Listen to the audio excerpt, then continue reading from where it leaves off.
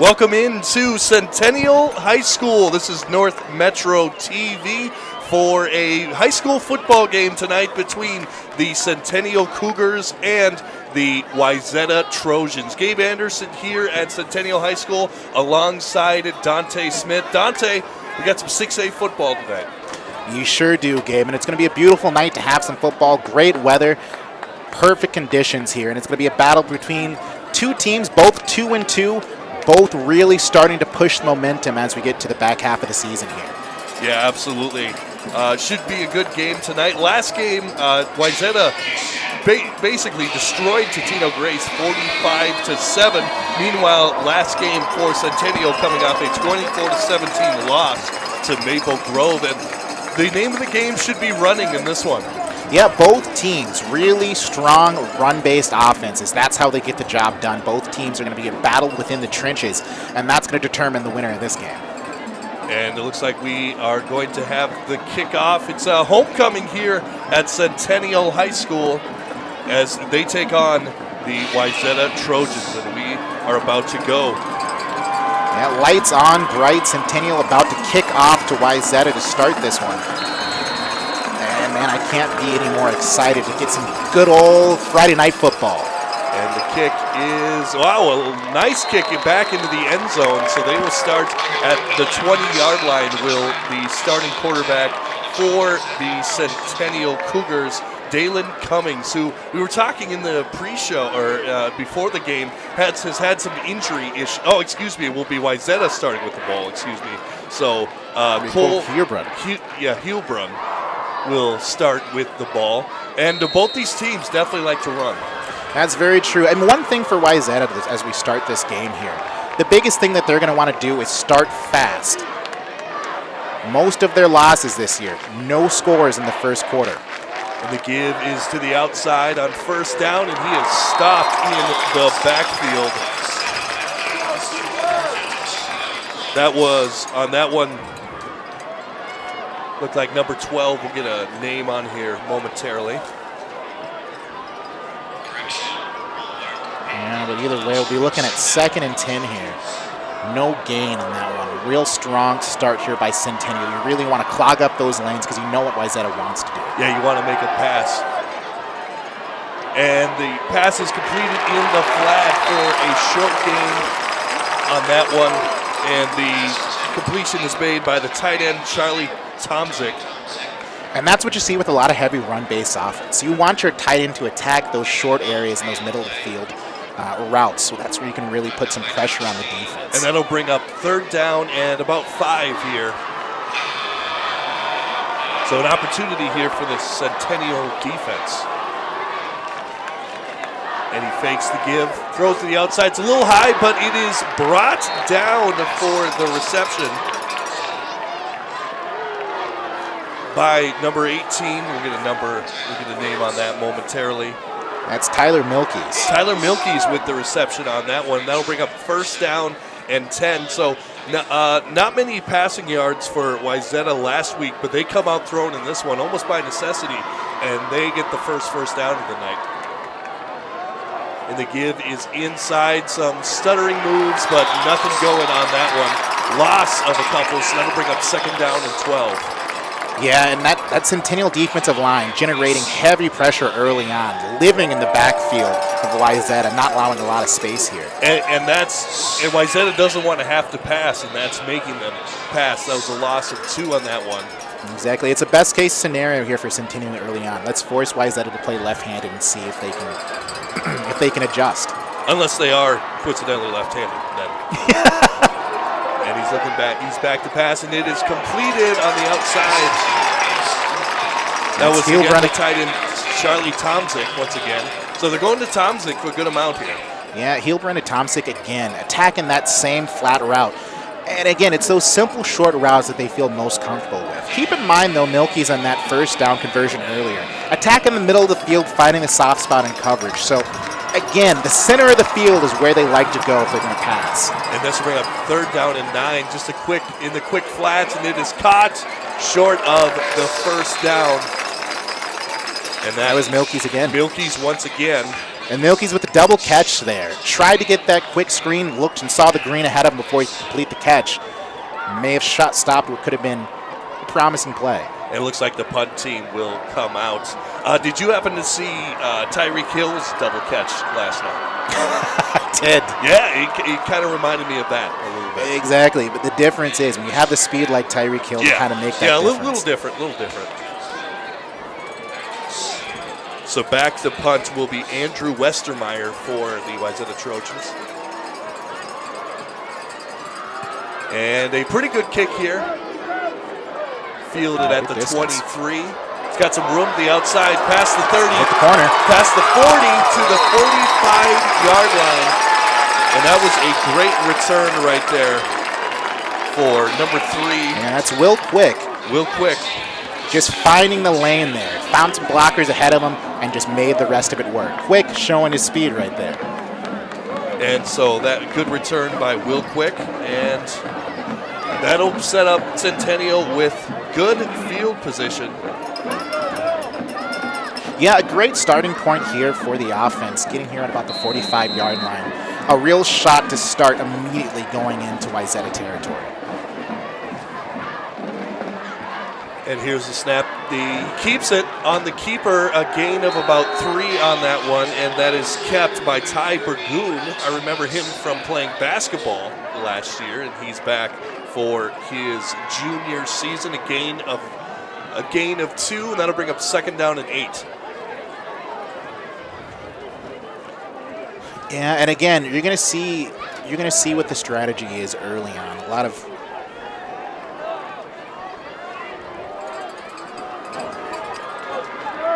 And we're back here. Sorry. To be honest, inside the studio we had to grab something, so that's why we stopped talking.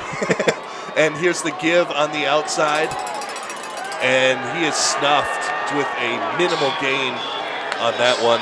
That was on the run. I believe Ty Burgoon. That wasn't a keeper, was it? That was yeah, it looked like it. Yes, Ty Burgoon. Yes, Ty Burgoon on the run there. So that'll bring up third down and 9. So an opportunity for the Wayzata defense. Yeah, but right now, again, a feeling out process for both teams, trying to find some momentum offensively. But right now, this is a huge opportunity for Wayzata. Strong and poor field position to start, and really looking to get that turnaround and get off the field. And here's the snap. Looking right, and it is intercepted past the 50, past the 40, to the 30, and he is knocked out of bounds at about the 25-yard line. A late flag comes in, but a huge interception there will set up Wayzata with great field position. Yeah, beautiful play there by the defender. I'm trying to get an eye on who the defender that picked the ball off was. But from the jump, it was a perfect read. He read the quarterback's eyes, snuck into coverage, and just undercut the route. Beautiful play and technique. I believe that was the safety, Noah Regan. And it looks like the penalty will be on Wayzata. So that'll knock them back a little bit. And that's difficult. That's a difficult situation for the offense for the defense when you're trying to block with your player going the other way. You're not in that situation too much. Exactly. The turnaround in that ball can change the situation very quickly. And from what you were in an aggressive position, now you need to be blocking. And you need to get your position correct, or else you're going to find a penalty like we just saw. And here's Heilbrunn with the snap. The give is to the outside past the 40.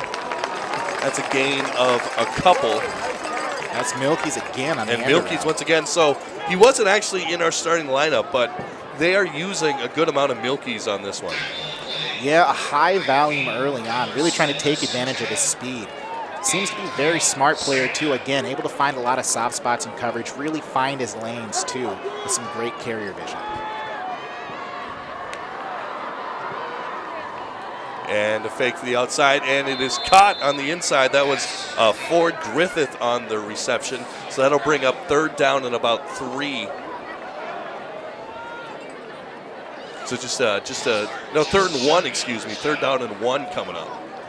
And again, situationally, this is the exact position that Wayzata likes to be in. They want to try to get those chunk and chips. You don't need it all in one play, but if you're going to run the ball repeatedly, let's try to get those 2-3 yards of carry. Let's get into 3rd and short. Chuck and Chips, that sounds like a knockoff of Chips Ahoy. And it looks like some motion in the backfield, and that'll knock back Wayzata. So could be a costly penalty here, particularly in no man's land for Wayzata. Yeah, that makes it tough. About a 3rd and 6 situation here. It does take away some of your options as well, from what kind of opens up your playbook wide open, especially with your quarterback keepers and running. Although I will say it is probably 2-down situation here, considering you're in no man's land, unless you do a pooch punt and gain nothing, and the fake is inside. As he goes deep to Milky's, incomplete. Tried to get him on the go route, but no avail. But hey, if you're that deep in Centennial territory, kind of in no man's land, might as well give it a shot.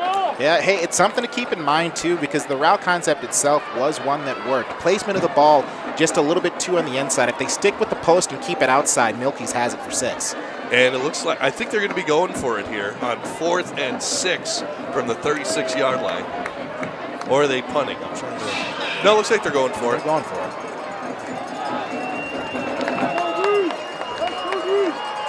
Loveless in the backfield. He throws it up again, trying to find Milky's, and it is caught for a touchdown. Milky's with the touchdown, so they went back to the go route, and that has paid her for 6. Yeah, again, exactly what we talked about. Beautiful placement on that ball. And again, from the jump, Milky's has the size and speed to get a step onto the finger immediately. That was Will Quick trying to do the job, just couldn't cover. His positioning was great. He covered him great. Just an excellent placement for the ball by the quarterback. That brings Wayzata up early on here. And the kicker is Nate Stevie. And that kick is good. So it is 7-0 Wayzata. What does Centennial need to do to come get back in this? Right now, it's not to do too much too early. It's still just a one-score game. Let's not try to make it all up in one difference or get too deep into your head over that interception either for the quarterback. I think one thing, though, that's important to mention is this is the kind of start that Wayzata needed. And I had pointed out this stat earlier, but it's kind of coming into frame now. Wayzata 2-0 when they score in the first quarter, 0-2 when they don't. So, I mean, right now we're looking at a start that Wayzata needs, looking to build on what they had last week. Absolutely. And are they doing the "I believe that we will win" chant already? It's early. It's a little early. it's early. I mean, I love the confidence. I'm not gonna lie. I love the confidence, and we're talking about the Wayzata fan section, but they're doing the. It's either "I believe that we just scored" or "we will win." So we. Either way, one of the more bold away teams. Yeah, absolutely. Hey, it's Wayzata. So. Will Quick back to receive. Let's hope he lives up to his namesake. And he has passed the 10-yard line. Can't get past the 15, and he will start on the 14. 1st and 10. And we've seen this all night, a very nice kick right there by their kicker, Nate Stevie. Yeah, Nate Stevie, a lot of power to his kicks. Not really catching anything in the air, just straight through. And so that will set up the Centennial offense, and Dalen Cummings couldn't really get anything going on the first drive and ended the first drive on a pick. So let's see if they can do better here. 1st and 10 from the 18-yard line. I misspoke. He did get past the 15. So 1st and 10 from the 18. 5:21 left in the first quarter as Wayzata leads 7-0. And they'll split out a back to the line. And a quick throw. Oh, no, it looks like a fake throw. Actually, excuse me, that was number 5's Lance Nielsen Jr. on the run. Gain of a couple. It fooled me. I thought he still. Yeah, they tried to run the draw with the play action fake concept. Just nobody picked it up on Wayzata. Very quickly snuffed it. It's actually a loss of 2 in that one. So 2nd down and 12. And again, you can kind of feel the momentum. Just murmuring on the sideline of Centennial. Getting a little quiet, the energy and pace kind of going out. They need to stay aggressive. They need to understand that it's still very early in this game. You can't get too down on the down and distance this early. And here's a snap, the option to the left. And that will go nowhere. That was number 13, Ty Burgoon. And that will bring up a 3rd down and long. We'll get the official yardage here quick. 3rd down and 9 coming up, so a gain of 3 by Ty Burgoon. And they're probably going to have to go to the air on this one. Yeah, and great job there by Wayzata's defense. Staying patient, not over-pursuing the runner here. And that's the one thing that makes these type of teams difficult to play against. If you over-pursue and you let someone hit an edge, it's over. Smart, heady play there by Wayzata's defense. We're going to take our time, really make sure we see what's ahead of us, attack, square tackle. And Centennial has to be careful here. Last time they were in the situation, they threw the interception. Let's see what happens here. Rolling out to the right. Got a bunch of defenders coming his way. Throws it up, and incomplete. Trying to go to Josh Lee, but that is incomplete. Bring up 4th down and 9, and the punting team will come out. Yeah, tough drive. Just a tough drive for Centennial. Not a lot to really work with to continue there. Again, it's still very early in this game. It's just a feeling out process. Both teams still trying to get comfortable in this one early, but Wayzata seems to be making itself at home pretty early. Yeah, absolutely. Yeah, they definitely got the momentum going in this one.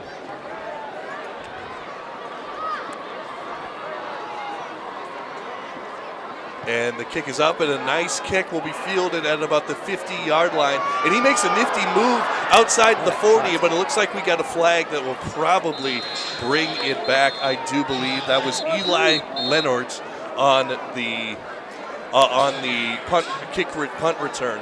But it looks like that will be coming back with the penalty. Or it might be on Centennial, but I did see a flag back there. We'll see. Yeah, let's see what the details are. Generally in these situations, it does go against, yeah, it does go against the receiving team, just like it has here. As they say in the song, yeah, take that and rewind it back. And that's what Centennial is going to do. So yeah, that'll bring it back to, I believe, looks like about the 44-yard line. So Wayzata comes out. Nope, right at the 45-yard line. So 1st and 10 from the 45-yard line. And we'll see what this offense, who just scored a touchdown on their last drive, can do.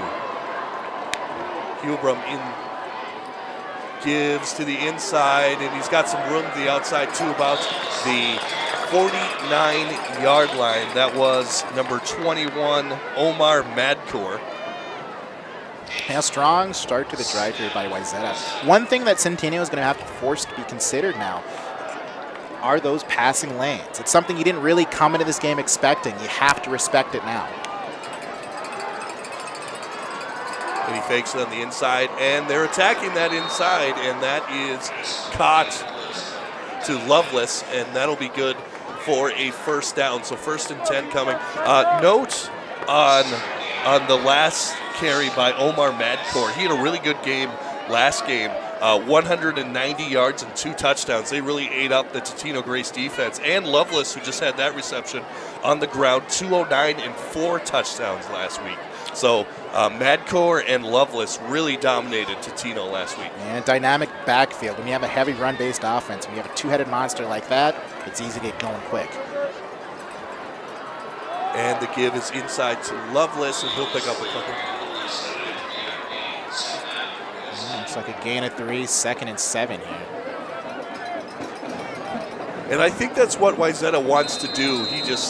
I think what they want to do is just kind of run the ball and just kind of grind out this game. Although their first touchdown came through the air, I think they just kind of got to grind this one out, particularly if they could score this possession and build a lead here. I definitely agree there. I mean, right now, with the position that the score is at, they're at a favorable position to do what they want to do best.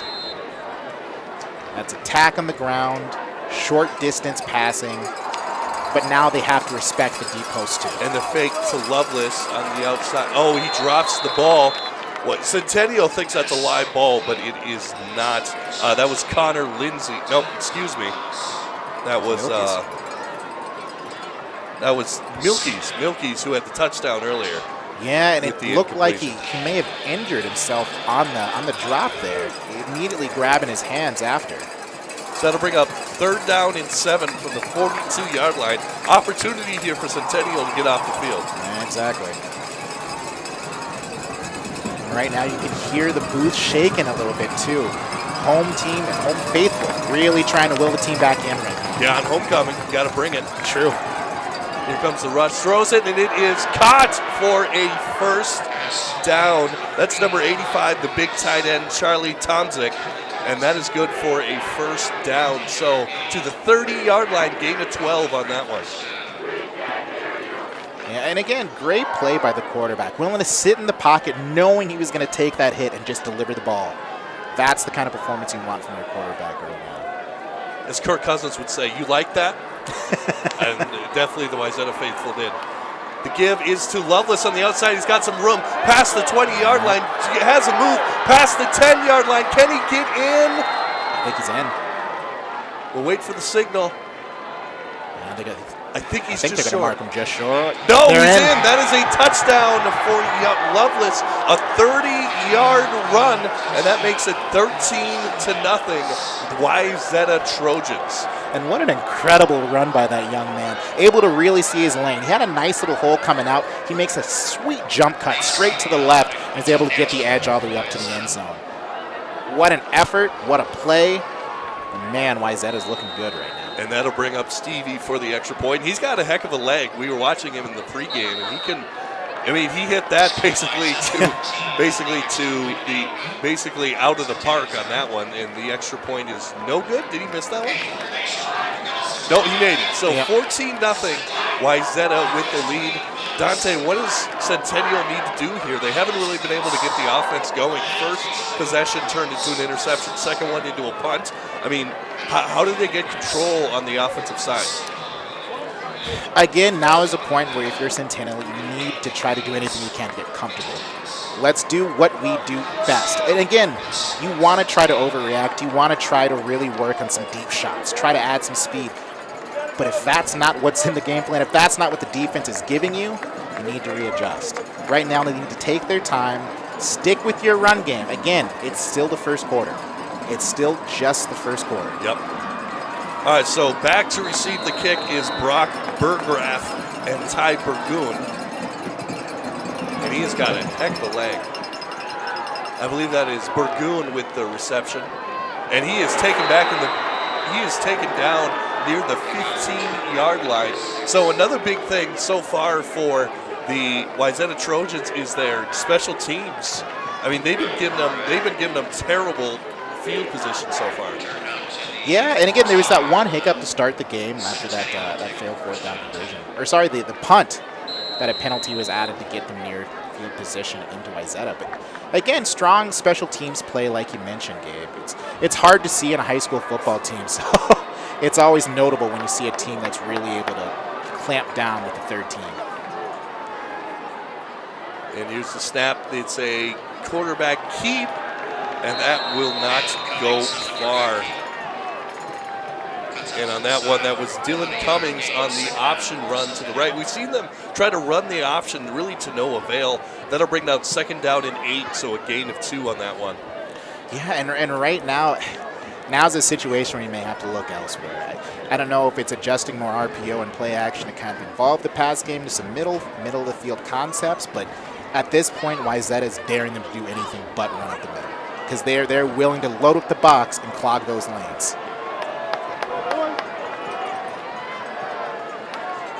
So Centennial will come up with 2 wide, fakes it to the running back, throws it up, and it is caught. That is brought down by Ty Burgoon, and that will be a 1st down. A nice reception on that one, brings it out. Yeah, a nice up and out route there for Burgoon. Nice momentum starter here for Centennial. Hang your hat on that and start to really put together a drive. And that was a gain of about 19, so that'll bring it up to the 33-yard line. 1st and 10, about 29 seconds left here in the first quarter. And the give, an option to the outside, and that is snuffed up again. They're trying to go with the option. That's Lance Nielsen Jr. on the option on that one, and to no avail. And that will most likely be the last play of the first quarter, and that will bring us to a quick break as Wayzata leads 14-0 here on North Metro TV. We'll be back for the second quarter. Don't go anywhere. All right, we are back here at Centennial High School. The first play was a run of, actually a run for nothing, just up the middle. So bring up second down and 10 to the chagrin of a particular Centennial fan that we heard over here. He definitely made his opinions heard. Some frustration. Yeah, a little bit of. I mean, it's tough. I mean, you don't want to get too negative on homecoming, but definitely not the first half that the Centennial faithful were hoping for. So that'll bring up second down and 10. Rolls out to the right, and he gets smothered in the backfield. You got to get rid of that ball if you are the quarterback. That was a sack by number 61, and we don't have a 61 on the roster. It's 51. It's Chase Owen. We do have 51. There we go. Yeah, give him credit, too. Just read the play the entire way. It takes a lot to take down an athletic quarterback like that, especially someone who's able to get and roll out on the outside and get that ball out quick. It takes a lot of timing and precision to be able to make that play. So that's actually fourth down now. So fourth down, and they will punt it away. So Wayzata gets the ball back, and it looks like they will just let it go. And it takes a Centennial bounce. Favorable. About 10 yards after it hit at about the 40, went out at about the 29-yard line, so about 11 yards. But I think Wayzata's okay with that because their offense has been rolling. Exactly. At this point, if you're a run-based team like Wayzata is, now's the chance where you kind of have a time to really sit back, play your game, let the game come to you. You can run. Your playbook is really full at this point. Yeah. You have your RPOs complete and able to use right now because you don't really know what the defense is expecting anymore. You've attacked and gouged him through the air and on the ground. And he'll set up in the shotgun. And the give is inside to Lovelace, and man, he's got some moves. He grinds through that defense and picks up about 5 yards on that one.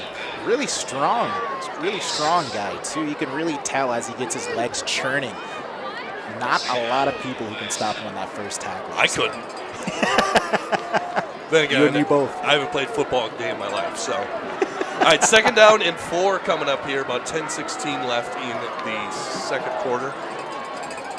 And the give is once again to Lovelace, and he gets to the outside. He'll pick up the first down to about the 42-yard line, and they have no answer for this Wayzata offense right now. I will say, man, it's fun to watch Lovelace play because as soon as he gets that head of steam going, it's downhill. It's hard to stop, and you can see the speed immediately pick up. It's a night train is what he is. Absolutely, and he almost to me looks like almost like a D1 talent. I don't know where he's going to go to, but I could see him thriving on the next level. Although he gets hit in the backfield on this one, and finally Centennial makes a big stop. Yeah, that's Jake Sikora with the tackle there. And again, great play by Sikora, able to really get his arms, wrap him around, get him down. Because Lovelace tried to bounce out to the outside, almost got that edge on him, not able to get away.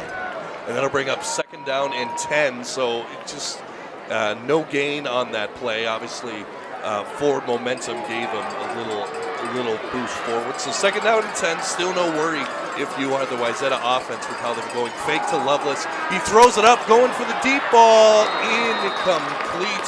Trying to get the ball to Eli Leonard on the go route, but nothing doing on that one. That'll bring a third down and long. But remember, Dante, what happened last time they went for a go route? Next play, they went for it right after and scored the touchdown. Yeah, and they had a good look. I mean, it was a throw into double coverage. Man, the placement of the ball was pretty good. It was pretty good. Something you may want to consider and head right back to with me. But they're going to hit all three wide receivers in the bottom of the screen here on a trips formation. And the rush comes, and a good, nice play by the defense. That was getting pressure. That was Reese Littlefield getting the pressure on that one, making him throw the ball before he wanted to. And finally, Centennial gets a stop. Yeah, that's the exact kind of play that Centennial needed here. Let's try to add some momentum here. Let's try to get something going. And of course, Wayzata bringing out the punt unit to end this drive. And the punter is Andrew Westermeyer.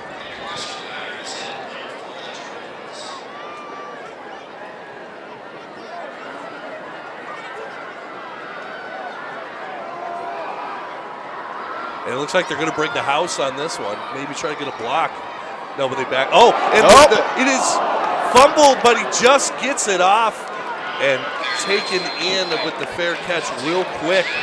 Man, that was almost disaster for Wayzata. Yeah, you almost saw the jailbreak coming, Gabe. Well, they were showing the jail. I almost think if they would have went for it, they would have got it because you saw 2 or 3 people back off at the line. But, man. Yeah, and a fumble there, too. A little double catch, I should say, by the punter that almost led to the block situation as well. Well, how about a great job by Andrew Westermeyer, though, too. Keep his composure, get the ball, and just punt it away and have a pretty nice punt, all things considered. Mm-hmm. I mean, that could have been disaster. For most people, it should have been disaster. Yes.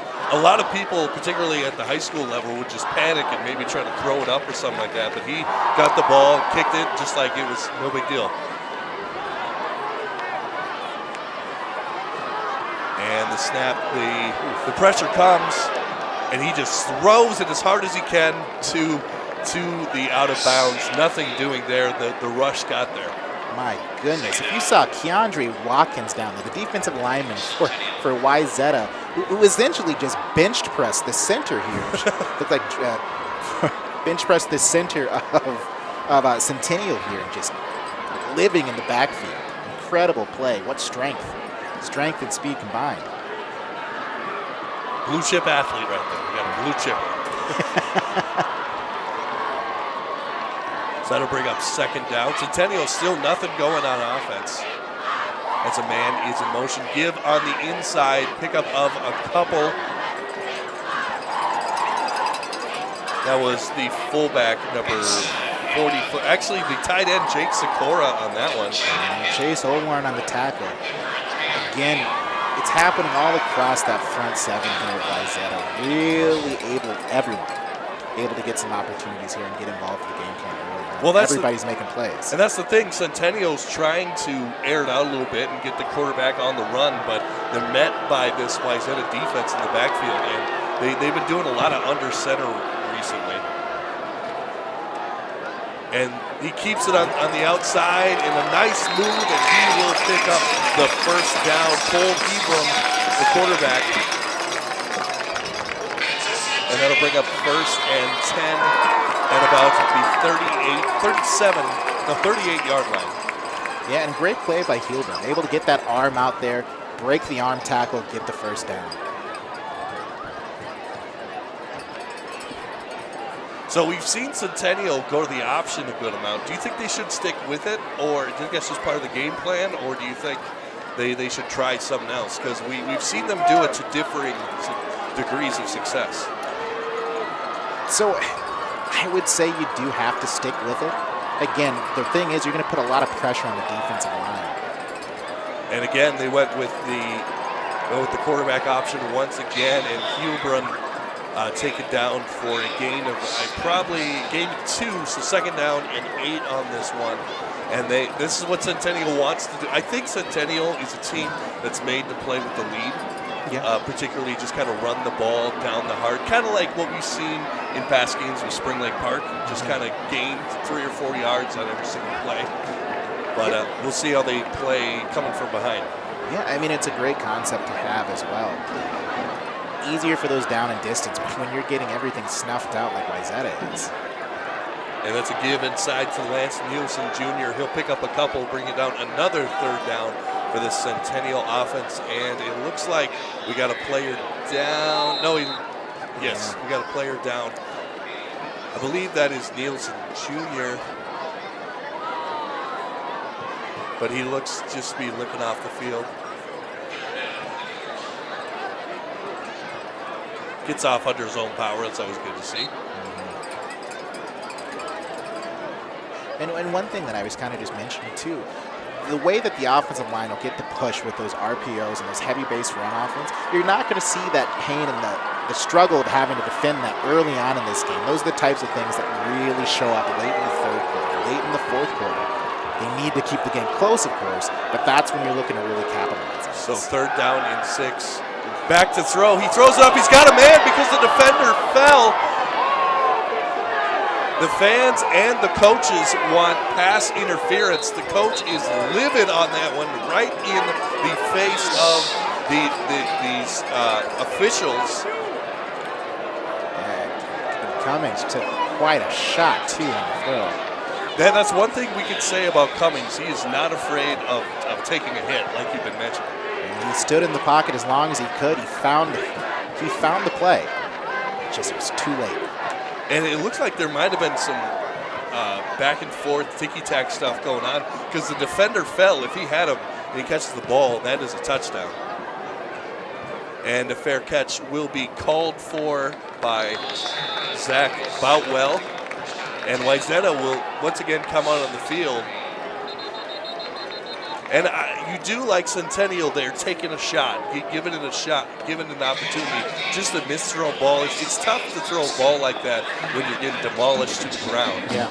But a missed opportunity for Centennial. Yeah. Again, there's benefits to it because, again, as the defense sees it, it's something they have to take into account because that was a play that was wide open. That was number 13. That was tied for just streaking down the sideline. Something they'll have to move back on. So this does set up Wayzata about 5:59 left here in the first half.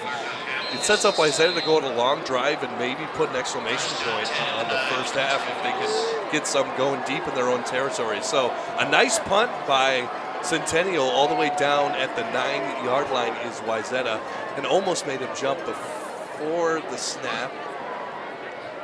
It's like we're waiting on something. Yeah, Centennial coming in close, looking at. There's a flag. Delayed game. And that's definitely not what you want coming off the sideline. Coach has a play drawn up. You already know what you're going to run. You can't afford those mistakes deep in your own territory. So that'll bring up 1st down and 14 from the 5-yard line. And again, great position now for Centennial to kind of dig into the bag here. Maybe show some blitz. Maybe show some exotic blitzes. Send someone out from an unexpected spot because right now is a time that you have a chance to gain some momentum. And Heilbronn gives to Lovelace, and he'll pick up a couple. And that'll bring up 2nd down and about 13. And again, any of these near goal line situations, you know the opposing defense is going to load the box. They're going to force you to make either a quick decision to try to get the yardage back, or it's going to have to be kind of trying to jam into this wall. Could be a good time to take the ball deep, take the top off the defense, if you're Wayzata. You'll have an opportunity. It looks like one of There's someone completely uncovered at the bottom of your screen. Still uncovered. But the give is inside to Lovelace once again, and nothing doing on there. Or excuse me, that was on the run right there. That was number 22. No, Lovelace. Yes, it was Lovelace. But you were right. Yeah, they had 3 wide receivers out to the right side, and one of them was completely uncovered. Yeah, 3rd and 13. Honestly, if you're Wayzata, you probably want to stay conservative here. Let's run a draw. Let's see if you can pick it up with something short. But going through the air trying to gain this all back, I just don't think it's worth the risk. And they do keep it on the ground. And when he almost picked up a good amount of yards. That was Lovelace once again. So a heavy dose of Lovelace on this one. And that'll bring up 4th down. Or is it, no, 3rd down. Isn't it 4th down? Yeah, it should be 4th down. Yes, 4th down, yes. The down judges. A little slow tonight.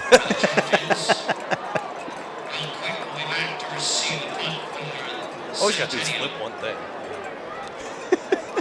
No, I ain't never. I couldn't do that job. I just be flipping all the time like a car dealer. It's like, what down is it? I don't know. All right, so back to punt is Andrew Westermeyer, who we've seen has late. Oh, they go. It is blocked.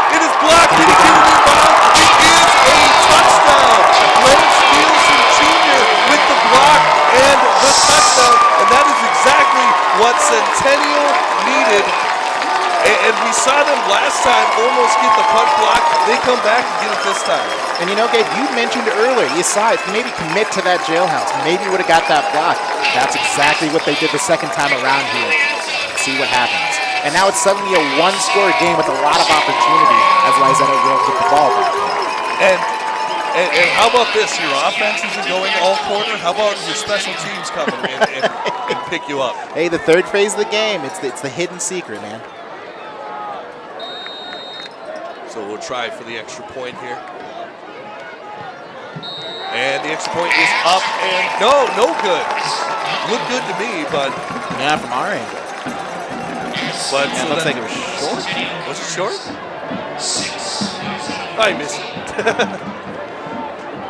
Yeah, it looked like it landed just below the post. Little bit of a whiff on that one. But I think if you're Centennial, you'll take it because your offense has been anemic all game, and now you finally got some momentum. And how about the play by Lance Nielsen Jr. to get on that ball before it went out of bounds? Like, because it goes out of bounds, it's 2.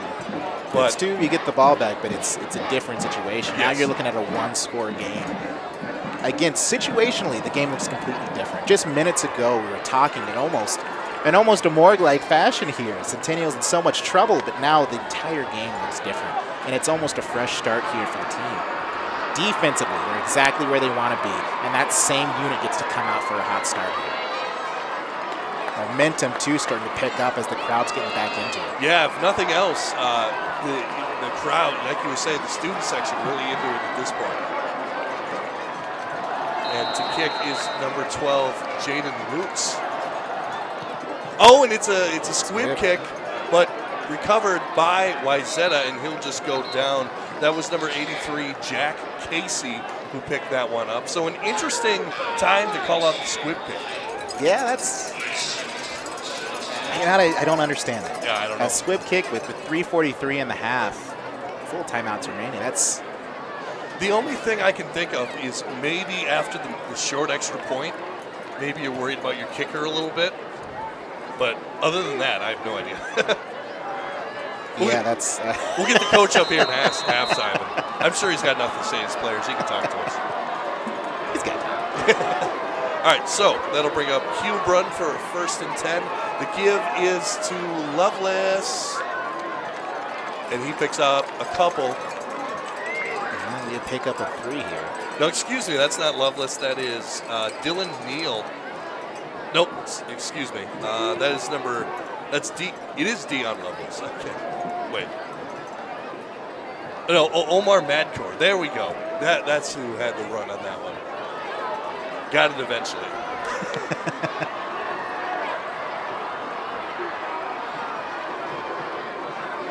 So 3:08 left. 2nd and 4. They're going to play the clock game to try to make this the last drive of the half. And the give is to Madcore once again.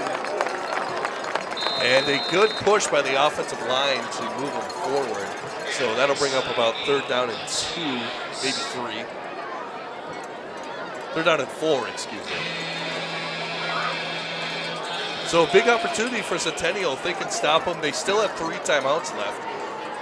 Yeah, huge down right now for Centennial. This is an opportunity to really take control of the game. And if you're able to get them off the field here, it leaves your offense with an incredible opportunity. Under 2 minutes left, full timeouts, and they get the ball to start the next half as well. So they'll line up with 3 wide receivers on the left. Fake to Madcore, throws it over the middle. It is caught. That is number 4, Ford Griffith, and a big first down there. Gain of about 12 yards. We're going to bring up a 1st and 10. Huge conversion there by Cole Heilbrunn. Faked the run. It stood in the pocket and fired a laser to Ford Griffith. Yeah, excellent route there, and excellent vision by Griffith. Able to get straight to the center of the field, find the soft spot in the coverage, and make the play.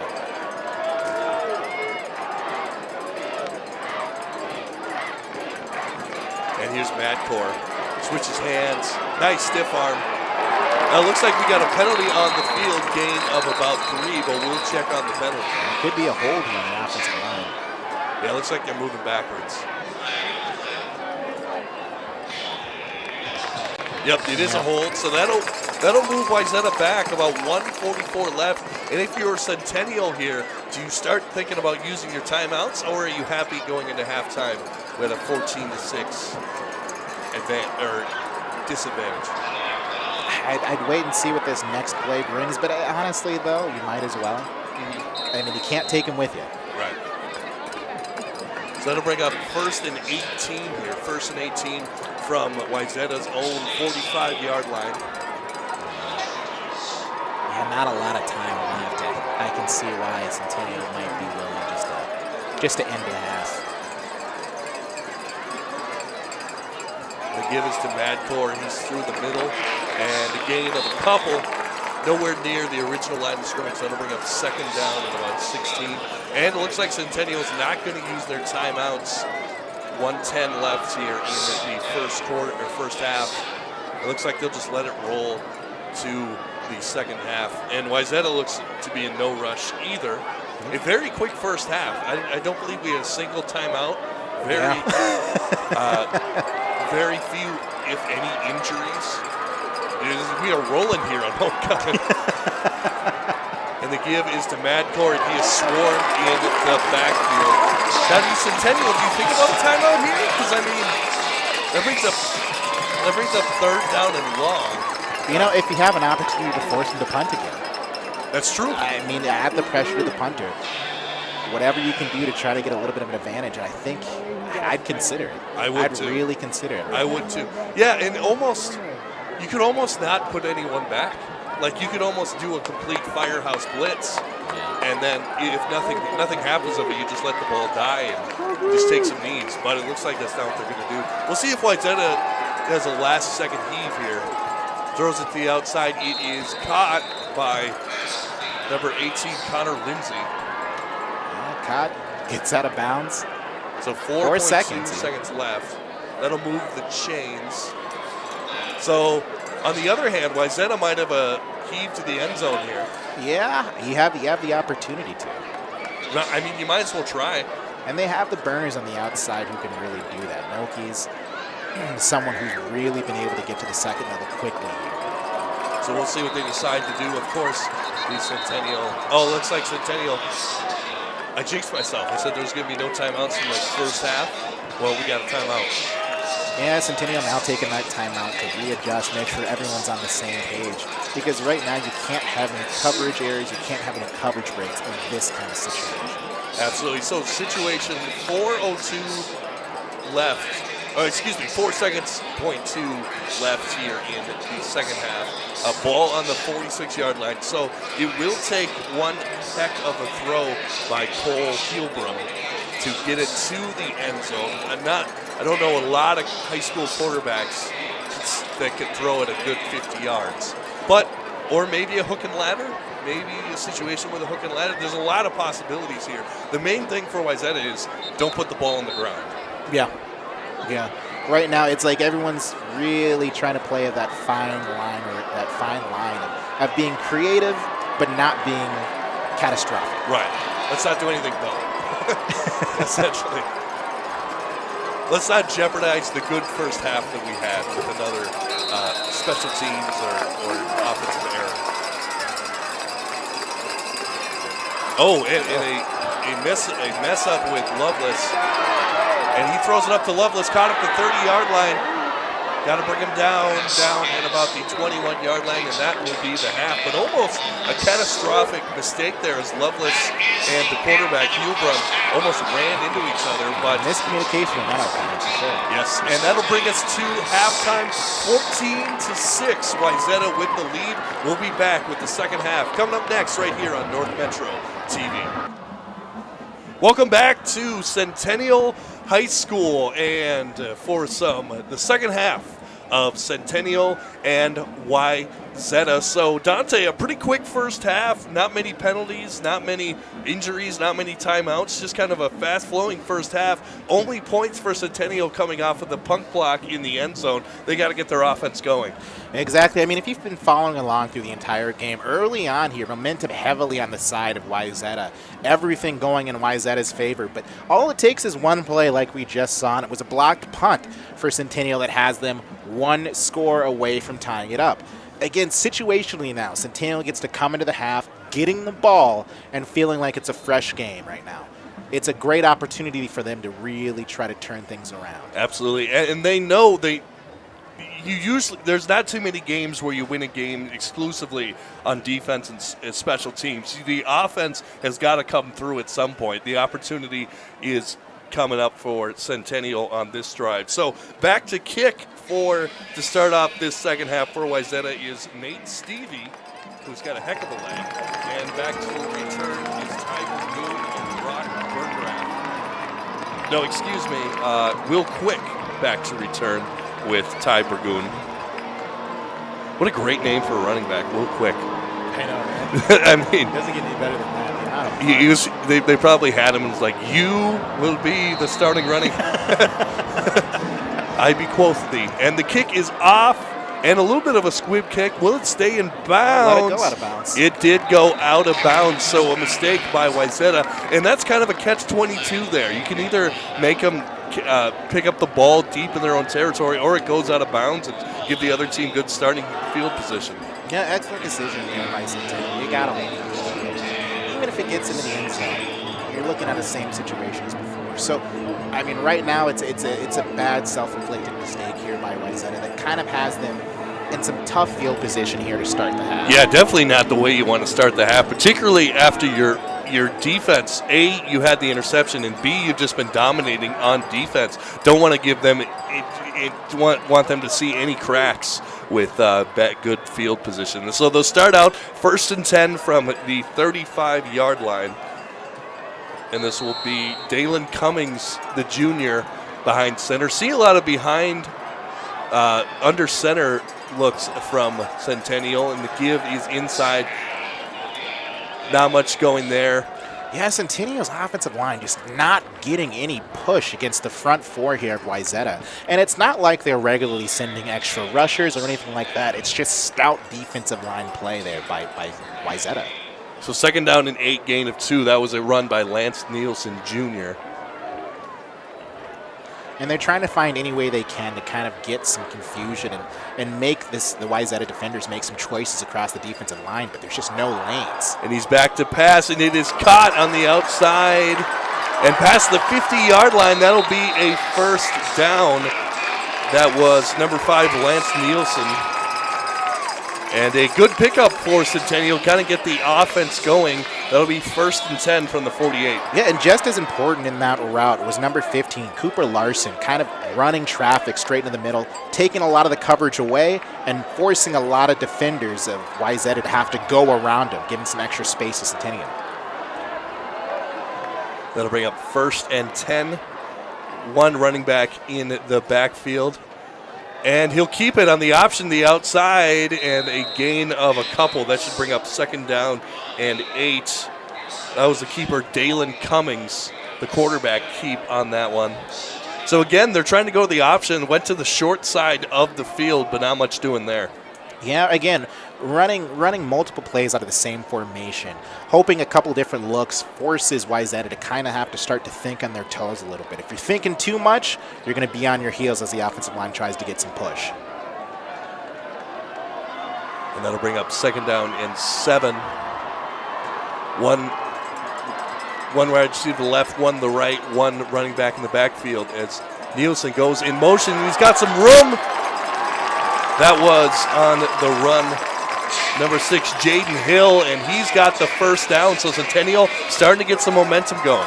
And again, this is kind of like we were saying at the beginning of the game. It's that why you stick with the run game as heavy as they have. You're running a lot of different plays out of that same formation, still forcing a lot of push on that defensive line. Tough decisions have to be made quickly, not to mention you're getting tired pretty fast if you're Wayzata. And it's going to be crucial here for Centennial to make sure to come out with, whether there's a touchdown or field goal, come out with some points, because you haven't been able to move the ball too much. And you have the opportunity here. The give is inside. Once again, that was Hill on the run. The senior Hill picks up a couple. Yeah, and they stick again with that same RPO formation. And more often than not, they still like to attack the teeth of the defense with the running back rather than trying to kick outside. The thing is, Wayzata is starting to key in on that. It's going to leave some opportunities for someone to kind of get some outside lanes and a little bit of wiggle room. Keep an eye on that outside edge. So that'll bring up 2nd down and 7. Again, the give is inside. No, he keeps it. And a nice tackle, or else he was gone. That was by Yessim Madkor. No, excuse me, Andrew Westermeyer with the defense on that one. But a good run by the quarterback, Dalen Cummings, and he picks up a 1st down. And give credit, too, to the center, Owen Hackett.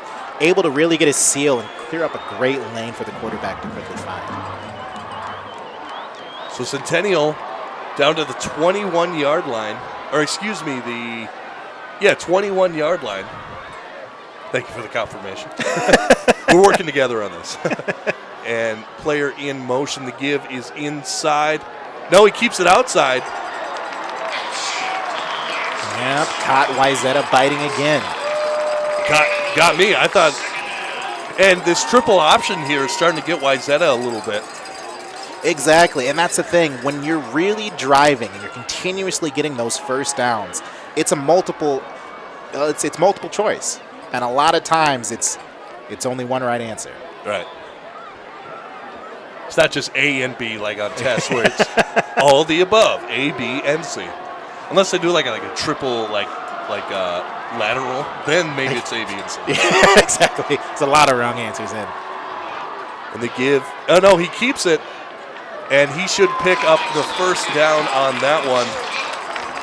Gain of 4 on that one for the quarterback, Dalen Cummings. And that'll bring up a 1st down. So 1st and goal here, or will they give him the 1st down? Or I believe it's end goal to go at this point. Yes, it will be 1st and goal here from exactly the 10-yard line. And an opportunity for Centennial to punch one in.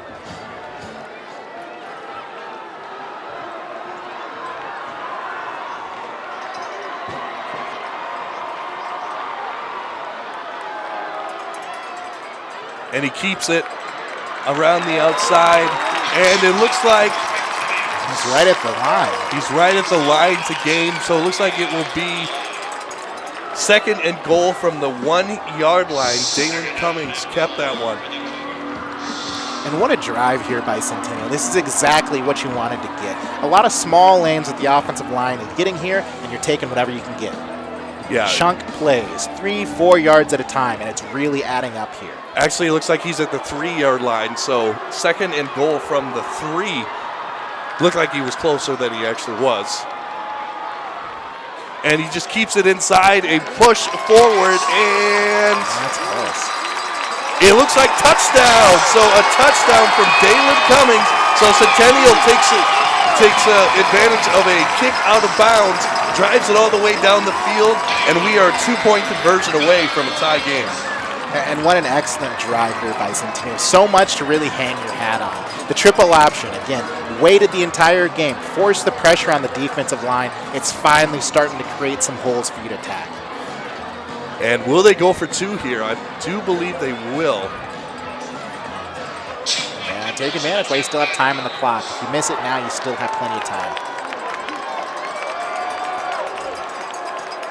So we got Jaden Hill in the backfield. Looks like 2 in the backfield as Nielsen goes in motion. And they've been struggling against short yardage this entire half so far, this drive in particular. It looks like Centennial will take a timeout, one to make sure that they have the right play. And this is a big play right here because, it basically makes up for the missed extra point if you can knock it down here. What do you think Centennial does on this one, or what would you do? Again, right now you're at a short yardage situation here. This is the exact time where that triple option creates the perfect kind of havoc. You don't know what's going on. You have everybody going all over the place, but there's a short distance that you need to cover. If you can take advantage of all that havoc and just get in the end zone, there you go for your 2. And we'll see what they come out with. And Dante, your impressions of the field here and the festivities here at homecoming here at Centennial High School? Oh my gosh, it's been a beautiful night. Well attended. The place is packed, lights on bright, and it's homecoming. You can feel the magic in the air. So, just a little backstory. We used to do games at St. Cloud State University. Unfortunately, their football program does not exist anymore, but this is more filled than any Husky game was. Yeah. For sure. Yeah, impressively attended, that's for sure. All right, so 2-point conversion here coming. And he keeps it, throws it to the outside, and it is tipped by the defender. Looks like he had an open man, but it is tipped by the defender, and Wayzata will hold on to the lead, 14-12. Hey, right play called by Centennial. That's the aggressiveness you want to have. You just got to tip your hat to the other team. Wayzata made a play. I'm not wearing a hat, but that's okay. I'll tip my headset. Tip the headset, Tip okay. the headset. So that'll bring up 14-20. It was 12. Still tons of time here for Centennial. Could go either way on this one. Yeah, like you were saying, it is a beautiful night. Both teams really showed out, particularly Centennial as it is homecoming, but a huge Wayzata contingent here as well. So a lot of people in attendance for tonight's football game. Yeah, both teams really giving them a show now. Competitive game, and that's exactly what we expect, though, in the 6A conference. Absolutely, yep. The biggest schools in the States is what we got here in 6A football. Cougars and Trojans tonight. Yeah, both teams sitting at 2-2, looking to cross the threshold into winning percentage as they get to the second half of the season. And the kick is up. What a kick by their kicker, and that is deep into the end zone and no return, and that'll bring it up to the 25-yard line. And if you're a special teams coach, that's what you love to see. There's nothing safer than kicking a ball straight into the back of the end zone as you start a kickoff. And that was safer. That was Eli Nowacki on the kick, and he's had a couple of those tonight. Definitely impressive by him so far tonight. Well, you know, that hidden yardage can add up quick from some muffed kicks or even penalties like we just saw with Wayzata that kicked off a scoring drive for Centennial. And excuse me, at the 20-yard line is where they will begin. Forgot we're not in the pros. Yeah. And the give is inside. He's got some room, and he picks up about 8 yards. That was the running back, Omar Madcore, and he picks up the first down. So a first down run on first down. And Madcore just slicing through a lane there. Almost looked like he didn't expect himself to get that free up into the grass and kind of tripped on his own feet. Sometimes a hole just presents itself, and the fake is to Madcore. Throws it to the outside, almost brought in, but to no avail. That's Ford Griffith, and they've tried to go to him a couple times tonight, but no avail on this one. Yeah, tough play. Great placement, though, on that ball. I'm continuously impressed here by the quarterback. Mm-hmm. Yeah, the quarterback, Cole Hubra, definitely placing the ball in some good positions here. And that's the one thing we didn't really expect to see, at least a lot of passing, I should say, in this matchup. But, man, he's really gotten a chance to sling it so far. That'll bring up second down and 10. And Madcore runs into his own guy, but he also runs up the field and picks up a first down. There is a flag down, so that was almost a disastrous play for Wayzata as two guys banged into each other. Yeah, I'm going to guess that's going to be a hold. A hold on Wayzata, and trying to see who it was that picked up the penalty here. Yeah, looks like that was Drew Monson. I'll take that one. You could call that one on me. I'll take it on my record. We'll take a foul. All right, so that'll bring up second down and 21. That'll bring them all the way back to the 20-yard line. So not much Wayzata can do here. We'll probably have to go to the air. And the fake is to Madcore. And he just swings it out to Madcore. And a nice tackle by the Centennial player. Pickup of about 8 still, so that'll bring up third down and about 12. Yeah, and that's Lance Nielsen. Again, Lance Nielsen, too. Homecoming king. Yeah. He also got the touchdown in the end zone after the blocked punt as well. So great night for him so far. So, yeah, 3rd down and 12 from the 29-yard line. Wayzata has shown early on, though, they're not afraid to sling it in these situations. And they do. Deep. He's got a man. No. Could not get it to Eli Leonard. And again, I love the aggressiveness. I love the call. Just throw wasn't there that time. Yeah. Yeah, he had a step on the defender. And if nothing else, even if he doesn't score a touchdown, he's got the 1st down. So a missed opportunity for Wayzata and an opportunity for Centennial. Maybe go down, take the lead. Who would have saw that coming after the performance by the offense in the 1st half? Well, and that's the crazy thing about football. It's such a game of momentum and twists and turns because, just a quarter ago, we would have said that this seemed unlikely. But it was only ever a 1 to 2 score game. And here we are looking, and it's starting to feel that momentum shifting to the other side. Centennial's looking to really become hot and really starting to lay it on thick. So back to return for Centennial, Will Quick and Lance Nielsen Jr. And it looks like they'll be moved back even more. So, I mean, if you're Coach Lambert Brown for Wayzata, you cannot be happy with the way this team has come out here in the 1st half. Some second half, costly penalties, a kick out of bounds, and Centennial basically runs down the heart and almost ties up the game. Almost blocked this time. And some adjustments here made by Centennial. This time, Milky's sitting there on the edge. They're sending out what looks like some of their fastest players on the edge to try to get some aggressiveness and get some extra added pressure on the punter. And it's seeming like they keep getting closer and closer again to another block punt. Yeah, almost Josh Lee almost got a hand on that one. Hey, and saying nothing else about this game, I was looking at the game these two teams played last year. Final score, 6-0. So, if nothing else, we've got a leg up on that game. Right. That I would not like to have called that game. I'll tell you that much. Another run, huh? Another punt. And the give is, no, he'll keep it, and a pickup of a couple, and then he'll be turned back. Oh, but a late hit, yep. Absolutely a late hit. Unnecessary penalty for Wayzata, and that'll give him a fresh 15. Yeah, Keandre Watkins, again, with just an unnecessary push and shove at the end there. Extracurricular that wasn't necessary. And not only that, like, it makes sense almost to do that to rough up a player when you're not right in front of the ref. But all 3 refs were basically right there. Like, did it right in front. Couldn't have been more blatant. Couldn't have been a more blatant push in the back. Just something that you got to avoid. And like you said, if you're like we've been saying, if you're Lambert Brown, you cannot be happy with these self-destructing penalties, which cost you drives, cost you field position, and costing you points. And that's been the biggest thing that's brought Centennial back into this game. It's a lot of self-inflicted errors by Wayzata. And he keeps it on the outside. Oh, can't get past the defender. A really nice play there on the tackle by Chase Ulam. And a gain of 3 on that one. If he gets past Ulam, that's a 10-yard gain. And that's exactly what they're going to question the rest of this game. They're going to push on the outside and force the linebackers to really make a decision.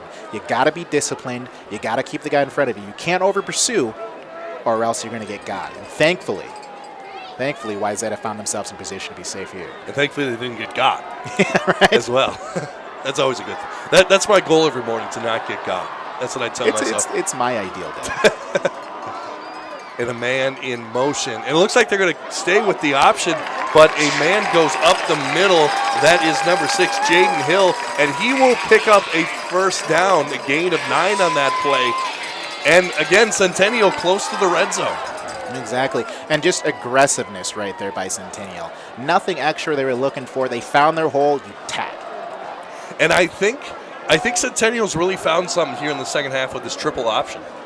They've really exploited it to the best of their abilities and got them 1 touchdown. We'll see if we can make it 2. And a man in motion, and he keeps it. gain of about 7. That'll bring up second down and 3.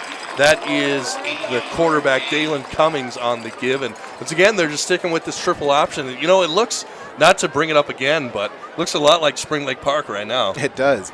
It does, but just as important, too, Wayzata getting very tired.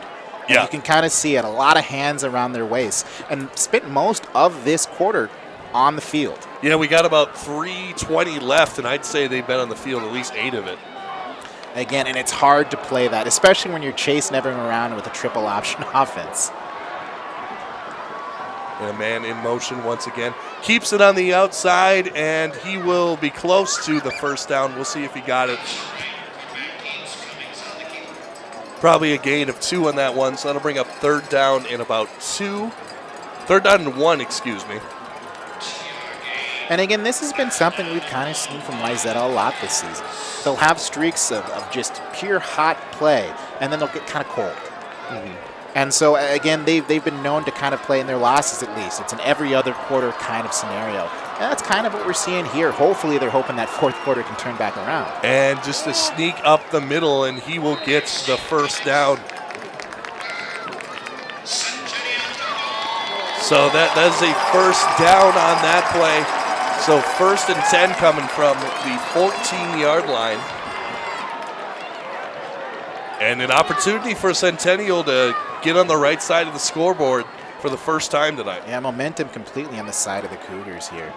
Everything that they want to do, they're pretty much able to do at will right now. The offensive line isn't getting massive push. It's just the playmakers taking advantage of the holes they see. And it's been all the triple option. We haven't seen them throw the ball once on this drive. Mm-hmm. So he keeps on the outside, pickup of a couple, and then he is thrown down by a couple Wayzata defenders. And that, again, was the quarterback, Dalen Cummings. So a heavy dose. If you're a quarterback and run this kind of option, you can't be afraid of getting hit. That's definitely one thing. You almost got to treat your quarterback like a running back. Exactly. I mean, quarterbacks in these kinds of systems are generally the toughest kinds of players. You know you're going to take a hit. So that'll bring up second down and 7 from the 10-yard line. A lot of communication to the sidelines, too, making sure the play call is correct. And the give is inside. Oh, Wayzata comes out with the ball. They think they have it, and they do. A fumble on the play. Wayzata takes over, and if you're Centennial, that is the mistake that you've got to avoid. Yeah, situationally, that was the bubble bursting right there. I mean, such a momentum and such an opportunity for the team. You needed to score, I think, right there. You did, and that was Jaden Hill on the give up. Yeah, I didn't get to see. Was it just stripped or was it? I think so, yeah, because it was kind of in a pile. So it must have just been stripped out of the hands. And credit to this Wayzata defense when they got the sure tackle to be punching after the ball and just trying to make a play. Sometimes that's all you got to do. Mm-hmm. And that's the thing about football is things can change at the blink of an eye. And the give is inside, and a pickup of a couple, not much there. That was Madcore on the run, pickup of 1, so second down and 9 coming up. 59 seconds here in the third quarter. And right now, if I'm Wayzata, I'm looking to kind of get back to what got us to the dance at the start of the game. Let's get some high percentage plays here. Let's start to attack the flats. Let's start to attack the middle of the field. And again, the run game has been able to pick up yards. It's just staying disciplined the rest of the way. So second down and 9 coming up. And the give is inside to Madcore. Not much there.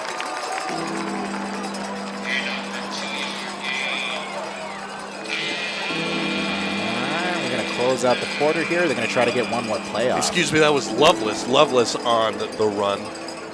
I would imagine they would switch fields and let it go to the break. Yeah, but it appears to be the case. I would almost, if I were them, I would go to the line quick and try to draw the other team off sides. But you see that a lot in the NFL. But that'll do it for the third quarter. It's a closer one. Wayzata with a 14-12 lead. We'll be back for the call of the fourth and final quarter next right here on North Metro TV.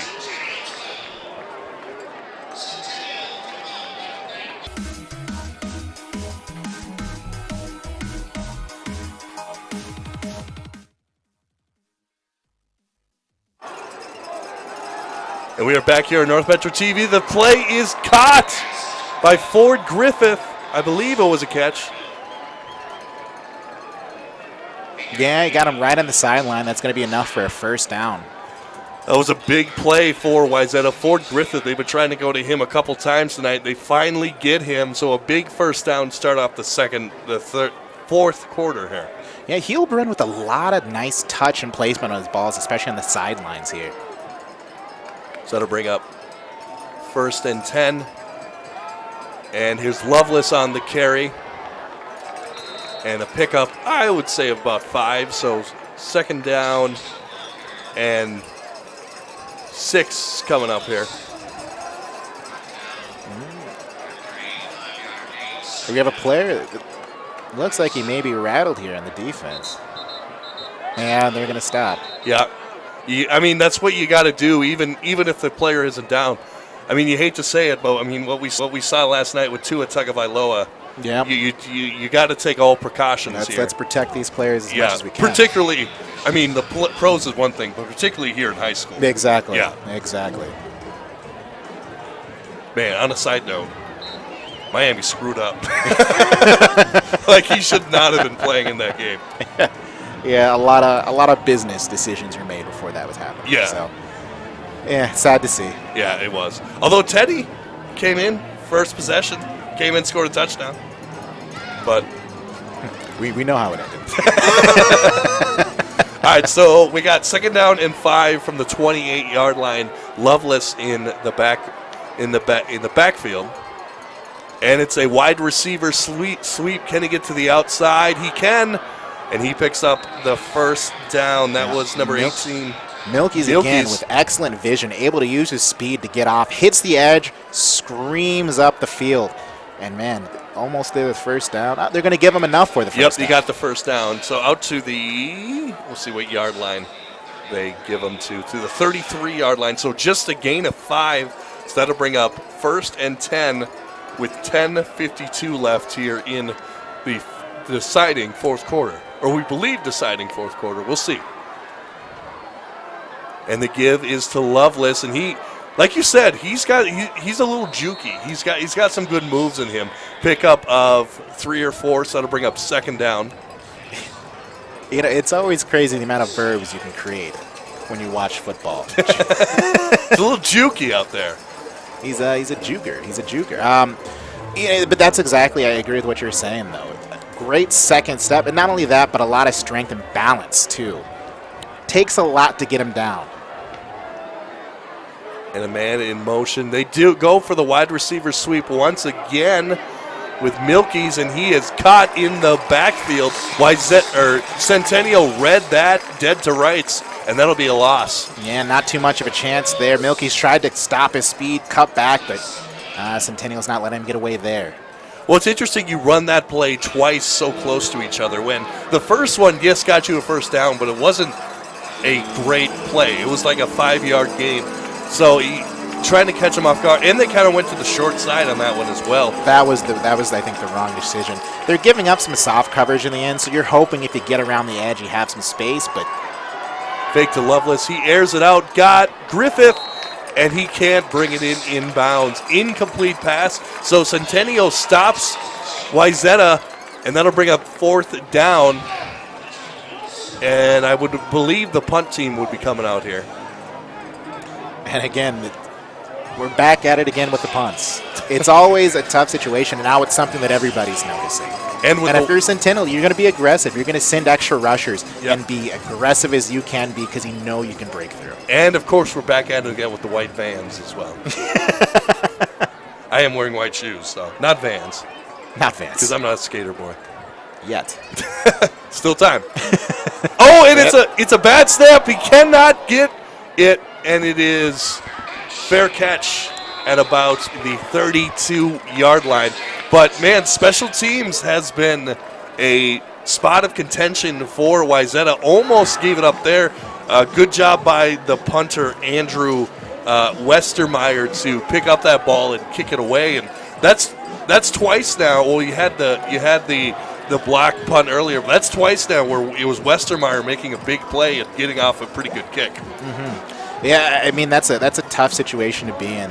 Again, one thing to note, though, the center punter exchange there, twice now. Some mishandlings of that ball, so something we have to look at as we get to the closing minutes of this game, too. Absolutely. Special teams could be the difference in this one. It's almost been already. And he keeps it to the outside, past the 40, past the 50, makes an inside move to the 46-yard line. And the running back, Dalen Cummings, with the keeper, and he is into Wayzata territory. Yeah, what a fast guy. And again, he shows his real size right there. 6'1", 190 pounds. It takes more than one guy, and you can't arm tackle a quarterback like that who's looking to get to the second level. And Josh Lee now into the game for Centennial.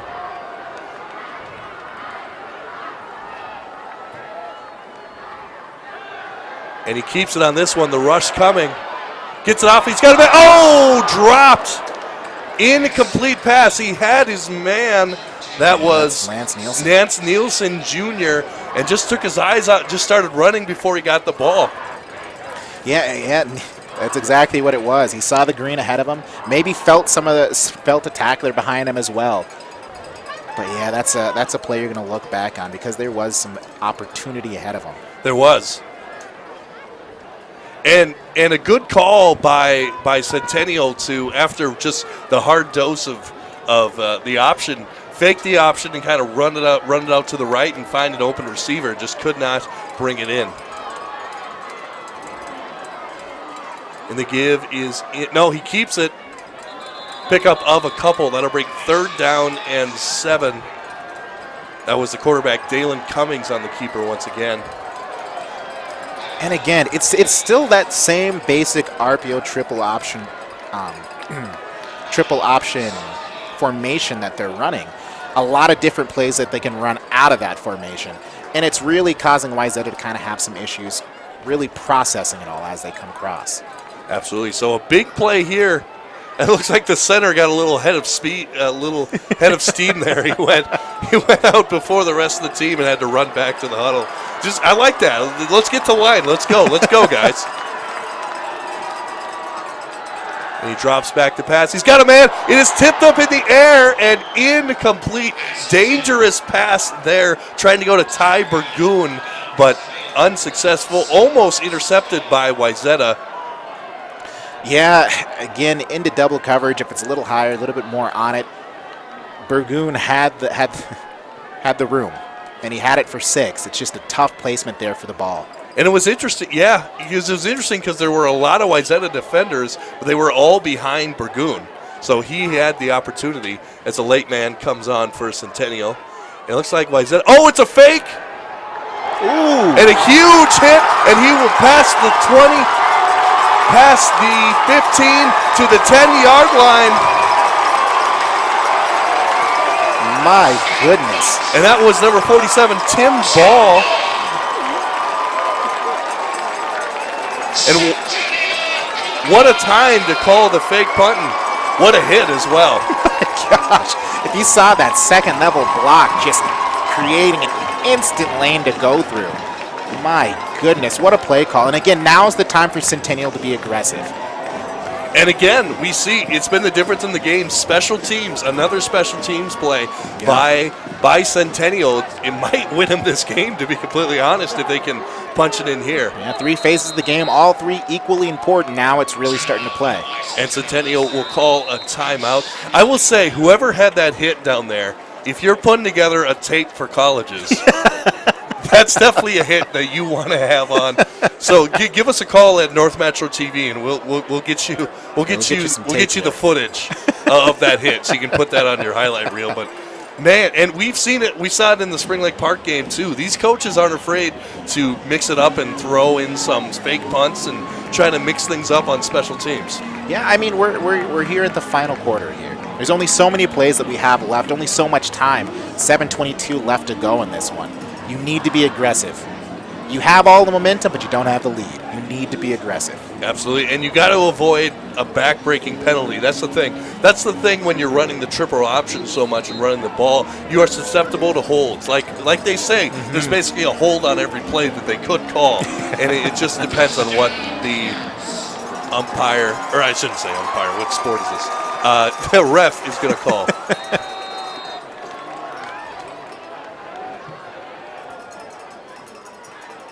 And he keeps it, Dalen Cummings, and a pickup of a couple. So I don't know if he's not seen the lane for the running back, but he has, I would say, 75% of the time kept the ball on those option plays. Yeah, and again, I don't blame him, though. 6'1", 190 pounds, and he's a tough guy to get down. He's a strong-legged runner who's really able to make and, well, force a second tackler to come in. So in the backfield is Jaden Hill.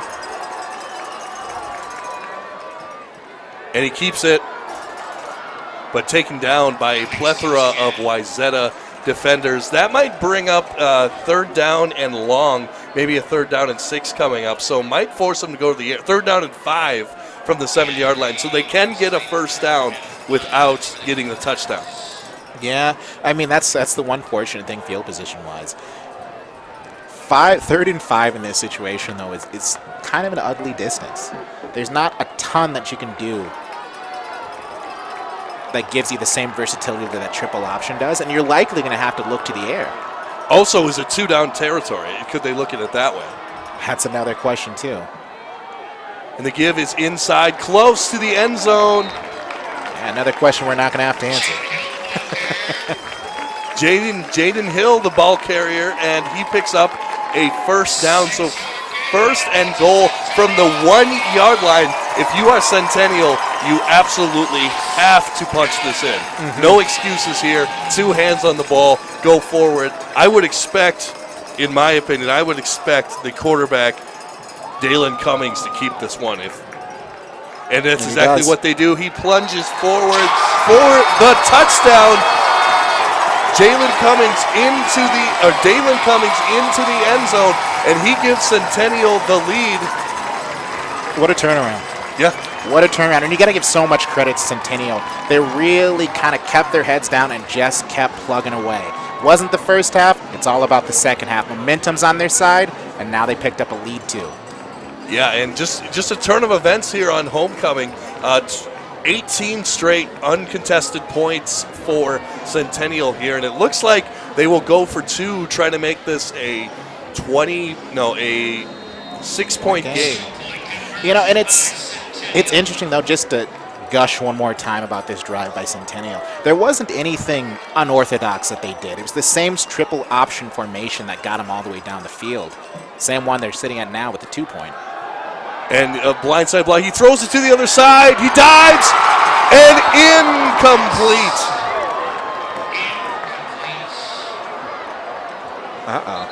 And it looks like the quarterback is down after taking a huge hit. And I got to say, I like the play call on that one. Yeah, the rusher got there a little too fast. A lot of pressure in the face of Cummings. But he had the placement there. It's just not quite completed. And now the worry is, of course, the health of Cummings, who took a big hit and is down on the field. And it's not like it's the first one he's taken tonight either. Yeah, I mean, he's got to be bumped. I mean, he's probably taken more hits than anybody on the team with the way they've been playing. So the 2-point conversion is unsuccessful, 18-14 here, and Dalen Cummings looks to be getting up, and he looks to be okay, which is good jogging to see. Off and under his own power. Now, obviously, I'm sure they'll take a look at him. I'm sure they'll make sure everything's okay, but it looks like he's going right back into the offensive huddle. So that's definitely good to see. I just got the wind knocked out of him on that one. Yeah, it looked like it. He took a solid shot straight to the chest. The right now, momentum is completely changed. It's homecoming night, and the Cougars have picked up a lead. They have. It's homecoming night. We're feeling all right. That just came to my mind, and just some things come to your mind. You just have to say it. Yeah. I just had to say that. All right, so Eli Nowacki back to kick, and we've seen some impressive kicks out of him into the end zone so far tonight. And not quite on this one. He will be fielded at about the 3-yard line, out to about the 20-yard line. So good kick coverage by this Centennial Cougars. And for the first time, they will go in on defense with the lead, 18-14. And so now we're going to see situationally if anything changes here for Centennial as they come out on the field. Sorry, for Wayzata as their offense returns to the field. You'd have to think maybe they might be a bit more aggressive down the field, maybe looking a bit more of those sidelines, something that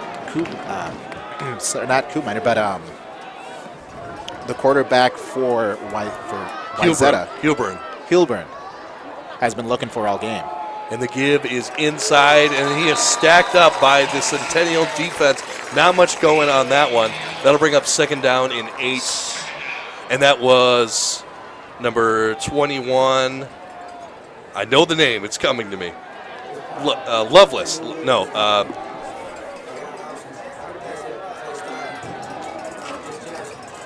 That was number 21. That's Madcore. Madcore, yes, I knew that. Subconsciously, I knew it. And Madcore will stay in the backfield. Fake to him. And he just chucks it down. The screen would not develop, and he took a...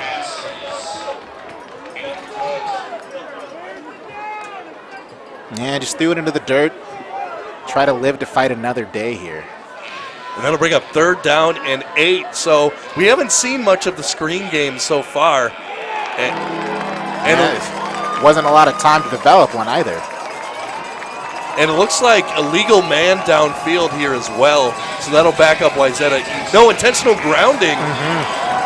No, 2 penalties. Intentional grounding and illegal man downfield. So just so much breaking of the rule. The rules are being broken here. Yeah, I mean, the rush got there so fast. Not really a lot of time for Hilburn to really get the ball out. Just kind of tried to get it out as quickly as he could. No one really in the area. Thus, we'll see that intentional grounding call. So that's 3rd down and 13 coming here. The rush gets there quick. And he just throws it up, and it is caught.